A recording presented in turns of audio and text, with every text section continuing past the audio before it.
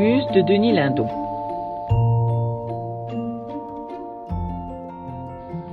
Minerve, déesse de l'intelligence. Naissance de Minerve. Minerve, comme Vénus, était fille de Jupiter et n'avait pas de mère. Elle était née dans des circonstances singulières. Un matin, en se réveillant, Jupiter ressentit une atroce migraine. Il attribua tout d'abord aux libations un peu excessives de nectar auxquelles il s'était livré la veille et crut pouvoir la guérir à l'aide d'une potion préparée par Apollon, dieu de la médecine. Mais le remède s'avéra vain. Vers midi, sa douleur devenant insupportable, Jupiter employa les grands moyens. Il fit venir Vulcain et lui ordonna de lui fendre le crâne d'un coup de hache. Inutile de vous dire que ce traitement de choc est fortement déconseillé à tout autre qu'un immortel. Mais dans le cas de Jupiter, il fut efficace.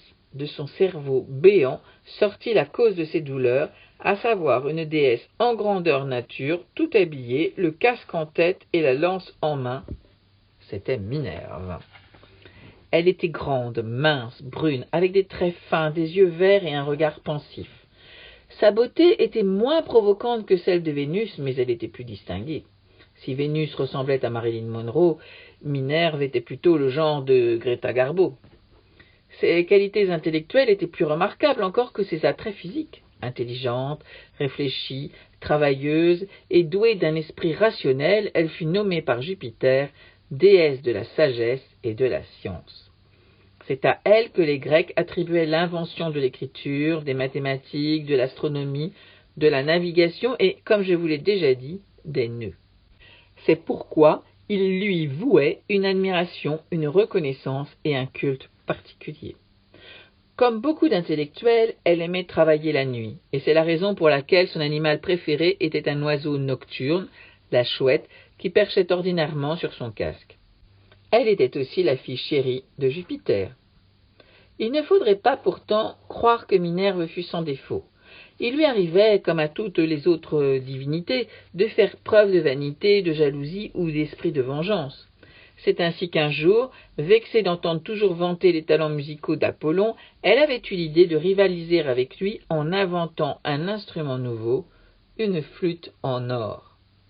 Quelques jours plus tard, comme elle s'entraînait à en jouer, Junon, qui avait le génie de dire aux femmes des choses désagréables, s'exclama « Avec tes joues gonflées, tu as tout à fait l'air d'un crapaud !»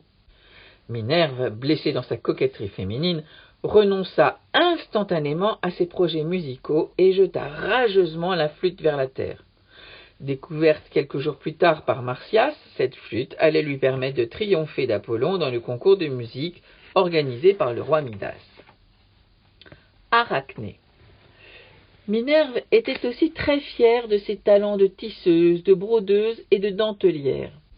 Or, elle apprit un jour qu'une jeune femme grecque nommée Arachné avait acquis la réputation de tisser et de broder mieux qu'elle. Ulcérée, elle descend sur terre précipitamment, se rend à l'atelier d'Arachné, demande à voir sa production. Arachné lui présente un voile qu'elle vient de tisser. Il est d'une telle finesse et d'une telle légèreté que la déesse dans son fort intérieur reconnaît qu'elle n'aurait pu faire mieux, ni même peut-être aussi bien. Prise de fureur, elle déchire le voile, le piétine rageusement et crie à Arachné « Puisque tu tisses si bien, tu ne feras désormais plus rien d'autre. » Et en prononçant ces paroles, elle transforme la pauvre femme en araignée. Cet incident fut à l'origine d'une violente dispute entre Apollon et Minerve. Il faut dire que ces deux immortels, bien qu'ils fussent frères et sœurs, ne s'entendaient pas bien, car ils avaient des tempéraments radicalement opposés. Apollon, artiste, poète et musicien, était convaincu que le monde était gouverné par les sentiments et les passions. Minerve, intellectuelle, logicienne et savante, croyait au contraire à la primauté de la raison et de la science. Aussi Apollon ne laissa-t-il pas passer l'occasion qui s'offrait à lui de marquer un point sur Minerve. « Eh bien, lui dit-il ironiquement, Madame la savante et la raisonneuse se laisse emporter, elle aussi, par ses passions ?» Vexée, Minerve lui répondit par un défi. « Puisque tu te crois si fort, pourquoi ne participes-tu pas avec moi au concours organisé par les Athéniens? Nous verrons bien alors lequel de nous est le plus utile aux hommes. » Mais déjà? Mais que va-t-il donc se passer ensuite? Auriez-vous une petite idée?